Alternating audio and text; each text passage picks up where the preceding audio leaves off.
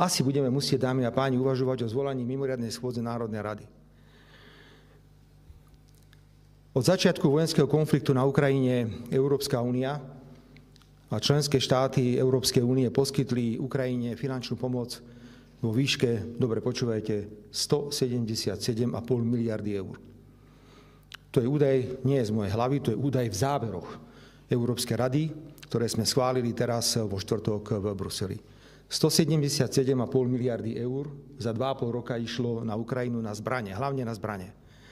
Fakt je ten, že časť týchto zdrojov bola použitá aj na financovanie fungovania štátu ako takého. Došlo k najhoršiemu scenáru, aký si vieme predstaviť. Spojené štáty dali od toho ruky preč a robia to perfektne. Chcete zbrane pre Ukrajinu? Kúpte si ich u nás v Amerike a dajte ich Ukrajincom. To sa dnes deje. To som v živote nevidel. Európa chodí do Ameriky kupovať zbrane a tie zbrane potom daruje na Ukrajinu. Kto sa najviac teší, samozrejme, americký prezident Trump, lebo opäť ukázal svoju šikovnosť a dal ruky preč. Lebo mal vždy výhrady k tejto vojne na rozdiel od Bidenovej administratívy. Dámy a páni, Európska únia sa rozhodla, že prevezme všetky náklady vojny na Ukrajine. Už nikto iný nemá záujem platiť nič. Keď hovorím s čínskym prezidentom, tak vám povie, to je regionálny konflikt. Hovoríte s indickými predstaviteľmi, to je regionálny konflikt. Preto považujem za veľmi závažné, že Európska únia v Európskej únii prevažuje záujem pokračovať v nasledujúcich rokoch vo financovaní vojny na Ukrajine. Celú ťarchu vojny na Ukrajine si berie na chrbát Európska únia. O čo ide? Treba doručiť Ukrajine v nasledujúcich 2 rokoch 140 miliard eur. 140 miliard eur.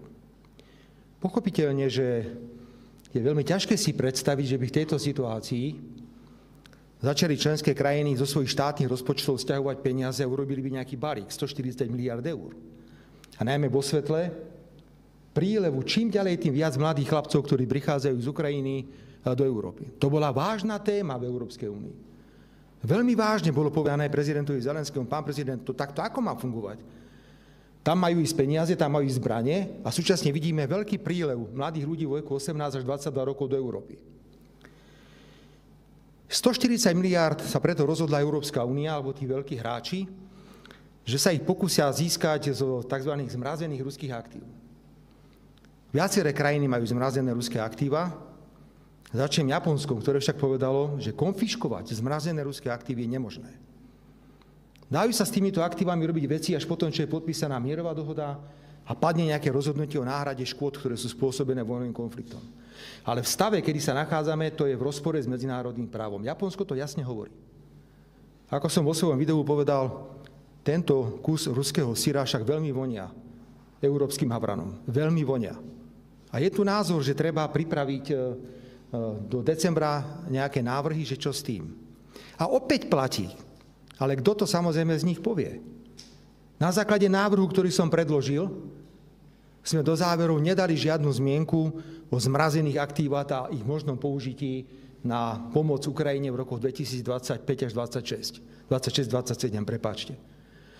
Pretože to by boli obrovské očakávania. Čo keď sa dohodneme v decembri, že nič také nebude? Že to jednoducho nie je možné z pohľadu medzinárodného práva. Čiže jednoducho dnes niekto chce zobrať 140 miliárd, ktoré sú alokované v Belgicku.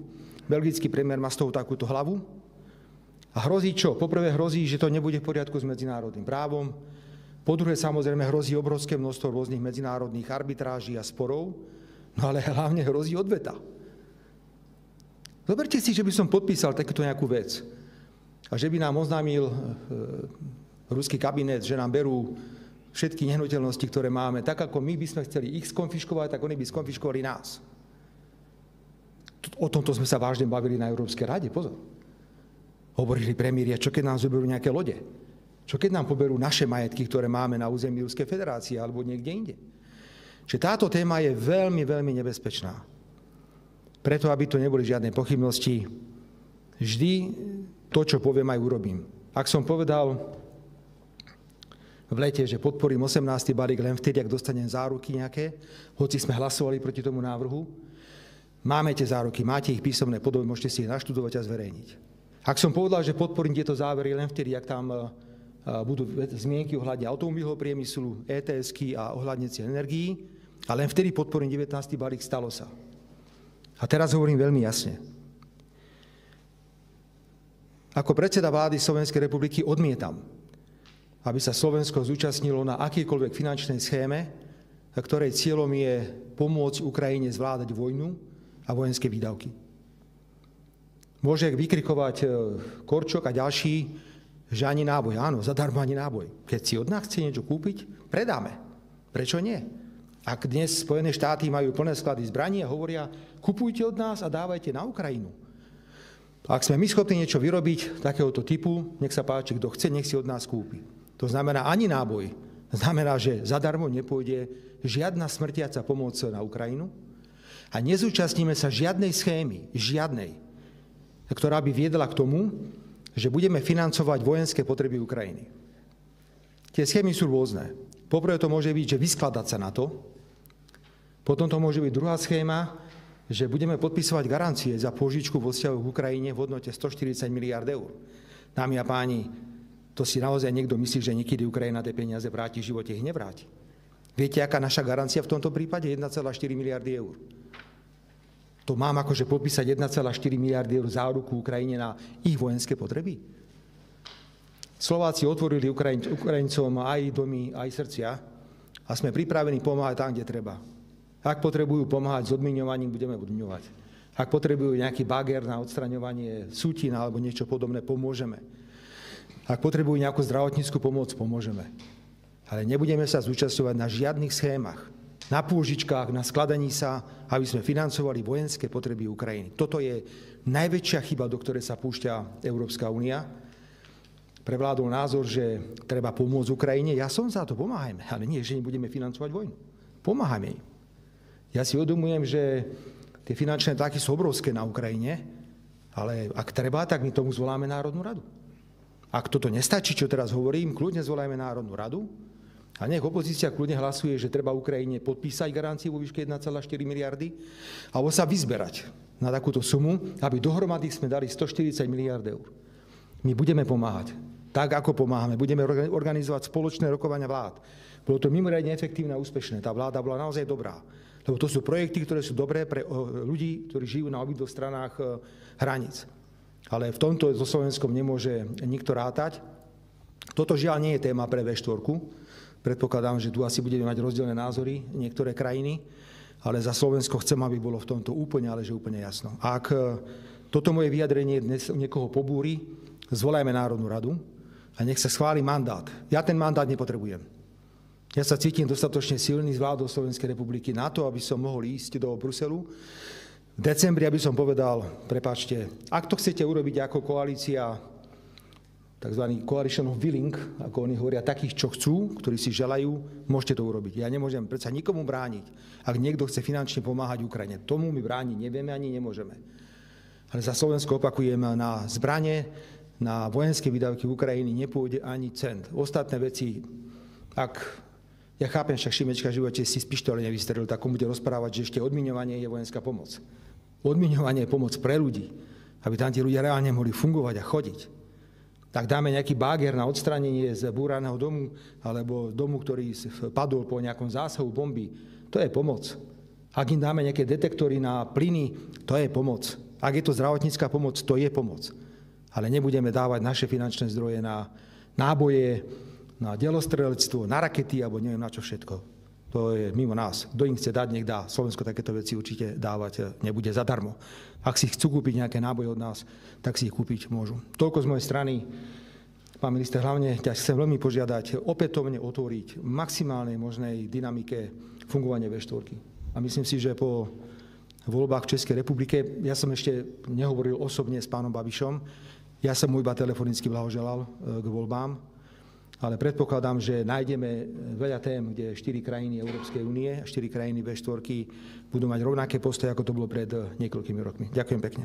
Jeden minútový súhrn, pretože niektoré veci už nám ani nedochádzajú, toľko toho je. Presne tak. Výsledkom vlád, ktorých tak úspešne pôsobili nominanti Progresívneho Slovenska, pán Korčok a ďalší, Jeden jediný občan Európskej únie sa dostal na sankčný zoznam. Jeden jediný občan Slovenskej republiky. Jozef Hambálek. Zničili mu život. My sme ho z toho listu dostali. A môžeme ísť ďalej. Všetky krajiny mali problém, dokonca Maďari a Poliaci hlasovali pri týchto emisných povolenkách proti. A my za nich toto musíme zase riešiť. Ďalší problém, ktorý nám vytvorili, na ktorý musíme reagovať. Čiže my vieme presne ponúknuť, aké bolo naše pôsobenie. Ja viem ukázať, čo sme dosiahli v komisii, čo sme dosiahli na úrovni Európskej únie, napríklad podpora nájomného bývania, 5% DPH, to bol obrovský úspech Slovenskej republiky, pretože to je obrovská výnimka, pokiaľ ide o podporu. Čo je na druhej strane? Pán Hambálek, pani Šimečková za 160 000 eurami, vám to pravda nevadí vôbec. Akože každý mi hovorí, z novinárov teda samozrejme, keď sa s ním o tom rozprávam, že to je také, že to je mamina. A čo, ako mamina môže hrabať? To je akože v poriadku? Mamina môže všetko? To nie je môj výmysel. Ja som nezačal exekúciu. Exekúciu začala Európska únia, Európska komisia. 160 000 eur. A čo na to oni hovoria, že účtovná nezrovnalosť. Kvôli účtovnej nezrovnalosti by určite niekto spustil exekúciu na 160 000 eur. Nehrať o tom, čo bude hovoriť sa ďalej, ako sa vysporiada táto rodina s tým, že si nechali 3-krát popreplácať tie isté faktúry. Toto je ich výsledok. Hambálek na sankčnom zozname. Bez akéhokoľvek odporu zahlasujú za emisné povolenky, nech je drahší plyn, všetko na svete. Im to úplne jedno, úplne jedno. Rabujú ešte európske fondy týmto štýlom, ako ich rabujú. Preto my máme čo porovnávať. A ja sa dôsledne budem držať záverov našeho snemu, pán minister a súčasne podpredseda strany, ktorý povedal jasne, ja už nebudem ticho, ja nebudem počúvať tieto nezmysly. A nech sa nečuduje potom, keď mi niekto takú hlúposť povie, že Slovensko ťahá konkurencieschopnosť celej Európskej únie dole, že to bude odo mňa počuť 45 krát, aj 100 krát to bude počuť. Lebo to je do neba volajúca sprostosť. Obávam sa, že to je v ňom, že to nie je otázka nejakého omylu. On si to naozaj myslí, pretože oni sú presvedčení, že došli ako tí spasitelia na Slovensku a že túto krajinu posunú ďalej. Ideme bojovať, máme pred sebou ďalšie 2 roky. Rozpočet bol schválený. Toľko o tej konsolidácii rozprávali a celá diskusia o rozpočte trvala 2 dni. Toľko rozprávali o konsolidácii, že došlo k záverečnému hlasovaniu a ušli z hlasovania. Preto nie je dôveryhodné. Keby ste, dámy a páni, v médiách objektívne prinášali obrázky a správy, čo sa dnes deje v opozícii a porovnávali to s tým, čo robíme my, tak to Slovensko by vyzeralo inak. Ale chápem, že aj vaši majiteľi a ďalší sú presvedčení, že treba tento obraz, negatívny obraz Slovenska vytvárať, ale my zabojujeme.